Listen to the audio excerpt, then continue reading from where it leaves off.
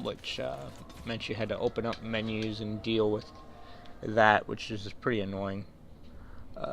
Beyond the veil, spirits and demons. It is challenging enough for the casual observer to tell the difference between the Fade and the creatures that live within, let alone between one type of spirit and another. In truth, there is little that distinguishes them, even for the most astute mages, since spirits are not physical entities, and are therefore not restricted to recognizable forms or even having a form at all. One can never tell for certain what is alive and what is merely a part of the scenery. It is therefore advisable for the inexperienced researcher to greet all objects he encounters.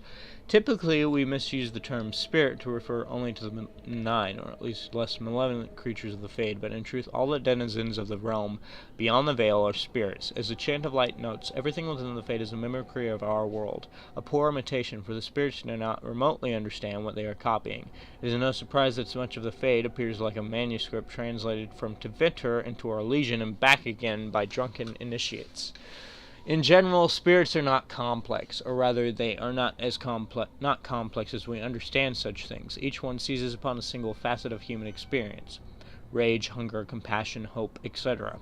This one idea becomes their identity. We classify as demons those spirits who identify themselves with darker human emotions and ideas.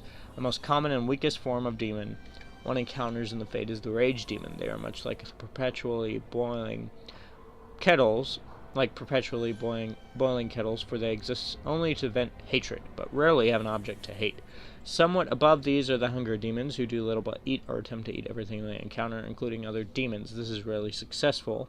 Then there are the sloth demons. These are the first intelligent creatures one typically finds in the Fade. They are dangerous only on those rare occasions where they can be induced to get up and do harm. Desire demons are more clever and far more powerful, using all forms of bribery to induce mortals into their realms. Wealth, love, vengeance, whatever lies closest to your heart. The most powerful demons yet encountered are the pride demons, perhaps because they are among all their kind, and most resemble men. From Beyond the Veil, Spirits and Demons by Enchanter Mirdramel. Part of me is wondering if I've actually read that already. If I have, I apologize. I'm not trying to reread crap. Whatever that was. Stealth, Fade, Shapeshifting. Yes, I kind of got where that was going. Hi, Rat. What are you, mad? Even the most giant of rats isn't going to present that much of a problem to anyone larger than a cat. Even the stories in the archives that tell of light-touched rats still only attributed them with the ability to spread the plague. The rats themselves got no larger than perhaps 3 feet in length, covered in sharp, bony spikes and boils. Disturbing, certainly, but dangerous? This is no fantasy conjured by madmen, young man. You have much more important creatures to concern yourself with. The transcript of a lecture given to Nalia, senior enchanter of Hosberg, 844 blessed. Note, she was later eaten by a blight rat in 846 blessed. In other words, take rats seriously in the Dragon Age universe, because if you don't, most likely going to be killed by one, because that's how that kind of thing works.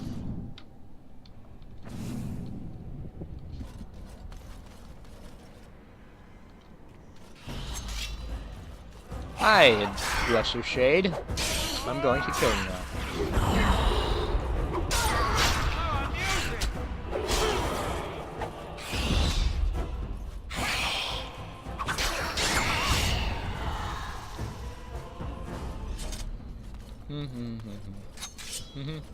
Hi there! Your firebolt is amusing to no one.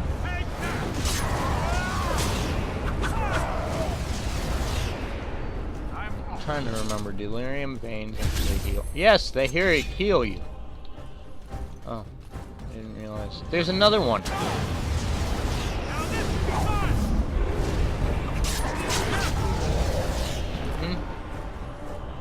I believe there was a codex entry that I just missed out on. Or not missed out on, I just didn't click on fast enough to open.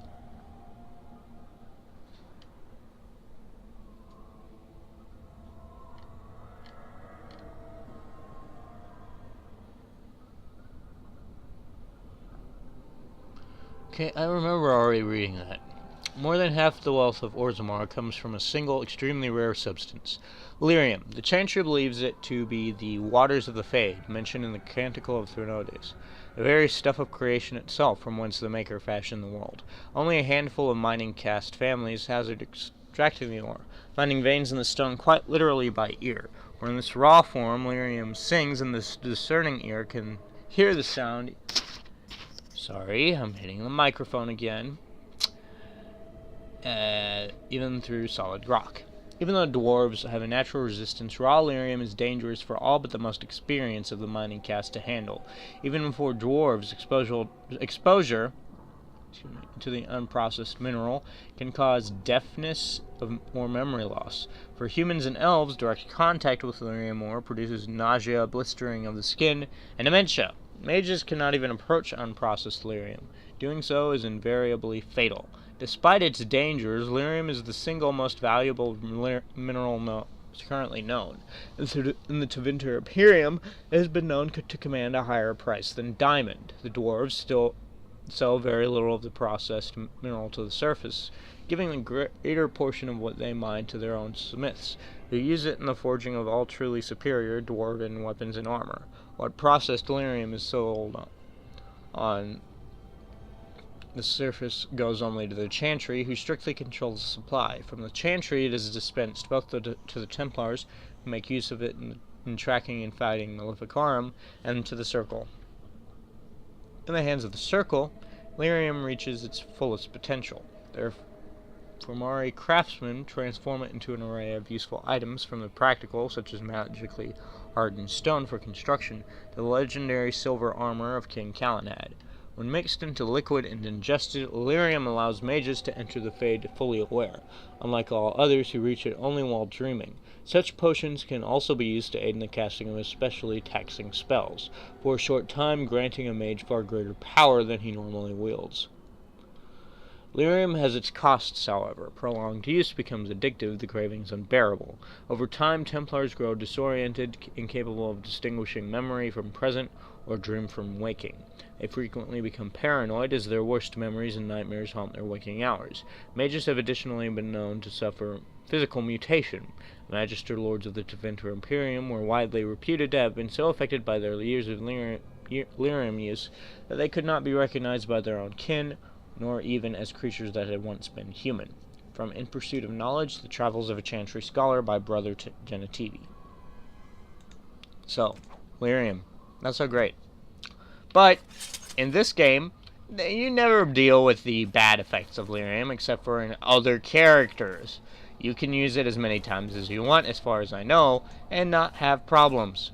Unless, of course, there's a mechanic in the game that deals with this that I don't know about.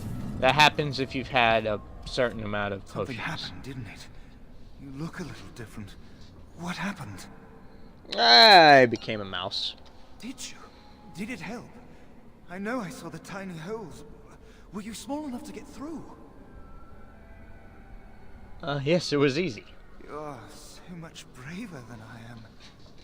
I was so sure it was impossible to get anywhere. Do you think you could learn other shapes? Maybe they could help you get to places you couldn't otherwise. Indeed. Now, I used to remember exactly which portion of the Fade you were supposed to go to next, but at this point in time, not so much. Mages Asunder, Templar's Nightmare. I think Burning Tower would be the next one, but I'm not sure, because I think it was like a counterclockwise thing. No, that's not counterclockwise, that's clockwise. What am I thinking? Anyway, I think I can actually do something here.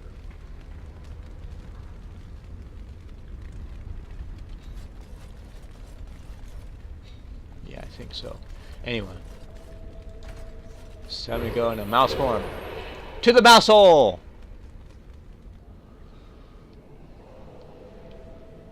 Essence of Cunning. This is where you get a whole bunch of stat boosts from the game. Nowhere. They just, like, increase all kinds of stuff. That one increases the cunning of the character, which, to be honest, the cunning of this character isn't the most important thing around, but, Onwards. Hi, burning guys. If you insist.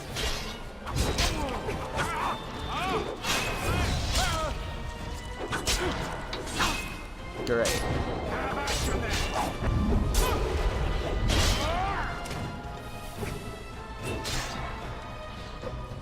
Too fast for you. Yes.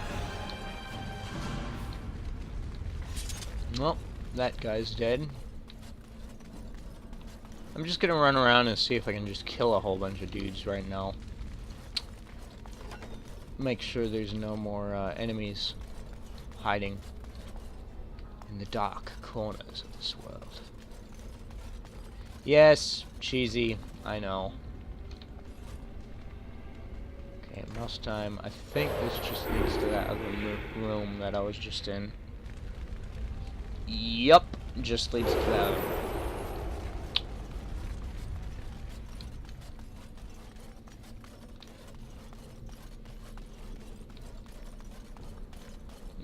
Okay. Mouse hole. Alright. So I think the next place to go to would be this door. Hi guys! Having fun?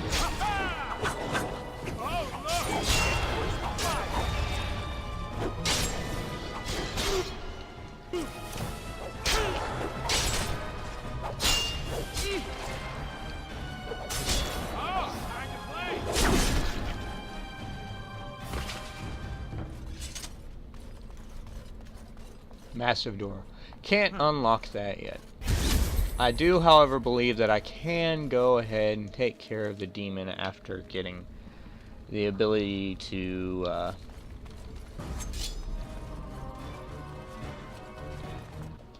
burning hounds.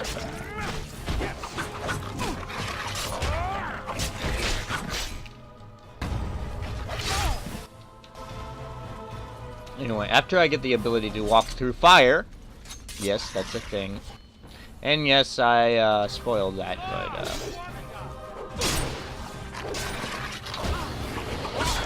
awesome. I got all three, I think.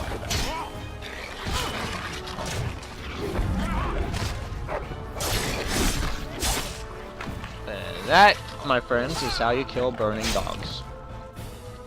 Gotta put them out of their misery. I mean, it's like torture right there. Who would want to be a burning dog? I certainly would.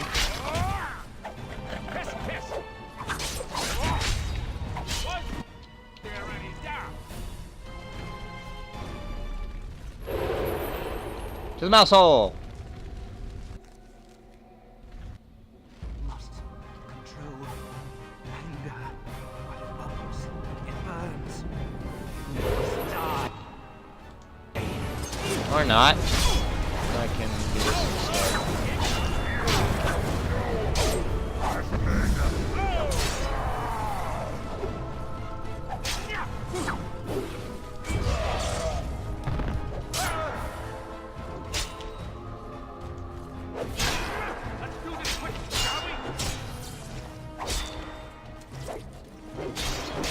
The anger fading. I am free. Take Ragos' power. Use it and burn him. Burn them all.